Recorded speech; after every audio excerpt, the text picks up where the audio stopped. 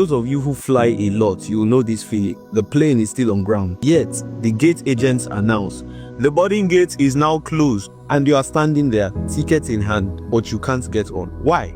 Because the gate has closed. The other day, I almost missed my flight. I was returning to Lagos. I did check in online, but when I got to the airport, I was told they were done checking people in. There were other people in the same boat as me, and we all stood there, stranded. At first glance, it felt unfair because it was still about 30 minutes to departure. The plane hadn't moved. The seat I paid for is still empty. The engines of the plane are not even running yet. So why can't you just let me go through? Eventually, after some pleading and some calls, they cleared us for the flight. But during the flight, I kept thinking deeply about that scenario, and I came to a staggering conclusion. Access is not about whether the plane is still there. It is about whether the process is still open. And you see, in that moment, I realized life works the same way. Opportunities have gates, dreams have windows, destiny has timing. And just because the plane of opportunity is still visible doesn't mean you can still enter. Some people think as long as the opportunity still exists, you can always step in later. But by the time they finally show up, the gate has already closed.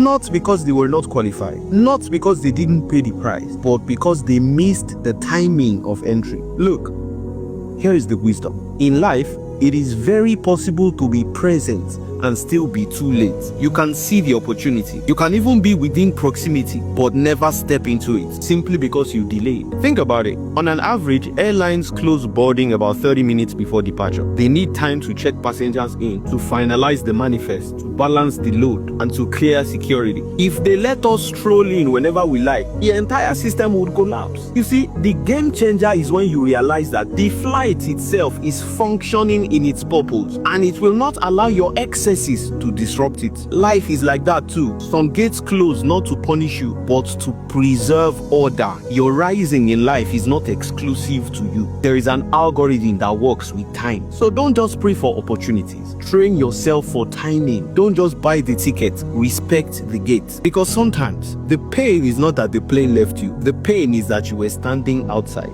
watching, while the seat you paid for is flying without you. You can see it with your eyes and still lose it with your timing. Opportunity without urgency is wasted potential. I'll be honest with you, some doors close while the room is still open. The gate of destiny is where qualification meets timing. Miss it and your qualification becomes irrelevant.